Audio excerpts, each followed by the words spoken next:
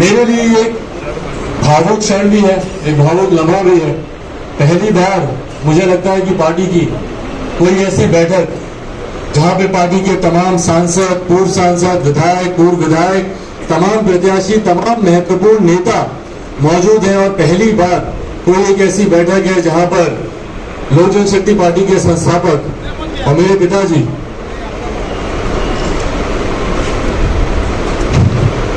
आदरणीय रामविलास पासवान जी मौजूद नहीं है।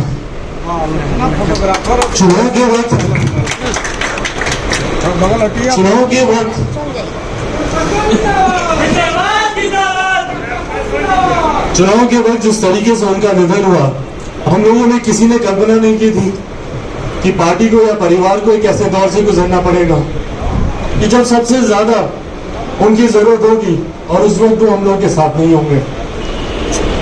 पर वही उदाहरण है, जिस वक्त उनका निधन हुआ मेरे पास उस वक्त से दो विकल्प मौजूद थे। या तो मैं टूट जाता, मैं हार जाता और अपने हाथ खड़े कर देता कि भैया अब मुझसे संभव नहीं है।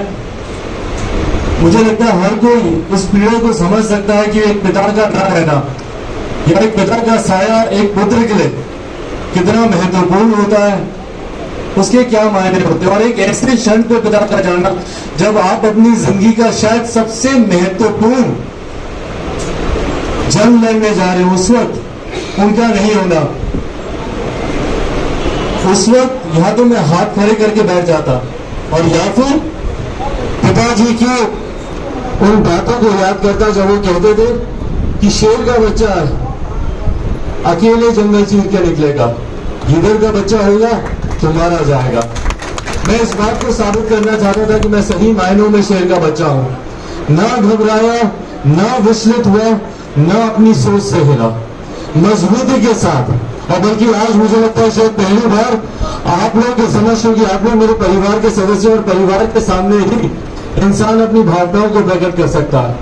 मेरे लिए वो दिन भी बहुत भावुक भरा दिन था जब पार्टी ने अंतर्गतवा ये निर्णय लिया, पार्टी के तमाम सांसद और संसदीय बोर्ड द्वारा ये निर्णय लिया गया कि आज पार्टी अकेले चुनाव लड़ने की घोषणा करती है। उस दिन पापा होश में नहीं थे और उस दिन भी मैं काफी अपने आप को अकेला महसूस कर रहा था कि आज जो वो चाहते थे मैं उस चीज को करने जा रहा हूं। पर ये बातें मैं किसके साथ साझा करूं, किसको बताऊं। मम्मी को मैंने सारी बातें बताई और उन्होंने मुझे कहा कि जाओ पापा के पास, अस्पताल में है, वेंटिलेटर पे है, आईसीयू में है, पर तुम्हारी बातों को जरूर सुनेंगे, समझेंगे। जो उनसे कहना है जाके उनको बताओ, जो बातें करनी है उनसे जाके बताओ। पापा उस वक्त होश में नहीं थे, पर मुझे याद है पूरी रात मैं उनके बिस्तर के साथ बैठा हुआ, उनके हाथ को अपने हाथ में पकड़कर उनको मैंने सारी बातें बताई कि हम लोग अकेले चुनाव लड़ रहे हैं। आपका जो सपना था बिहार फर्स्ट, बिहारी फर्स्ट, क्योंकि उन्होंने उसमें कई अपने सुझाव दिए थे, उसका जिक्र मैंने उनसे किया कि उसी के तहत हम लोग चुनाव लड़ने जा रहे हैं, पार्टी के झंडे के तले हम लोग चुनाव को लड़ने जा रहे हैं।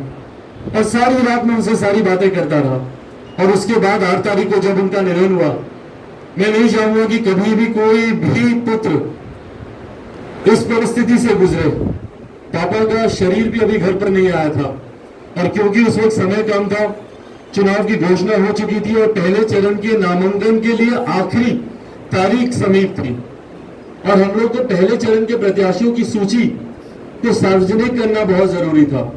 और मुझे इस बात का एहसास था कि हम लोग जब 9 तारीख को पापा को लेकर यहाँ पर आएंगे, 2-3 दिन सारे क्रिया के जितने भी काम होते हैं, अंत्येष्टि के जो काम होते हैं, संभवतः शायद उस वक्त समय नहीं मिल पाएगा।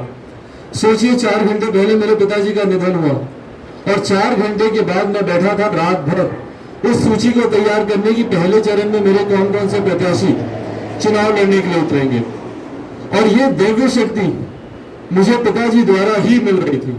उन्होंने ही मुझे इतनी हिम्मत दी, इतनी शक्ति दी कि मैं उस वक्त भी अपने उस कर्तव्य को पूरा कर सका।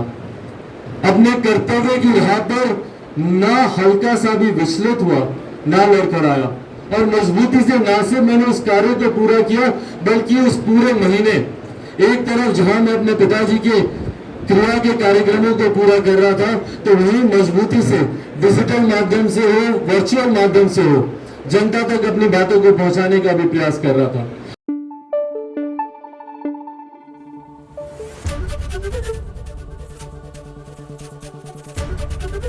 एबीपी न्यूज आपको रखे आगे।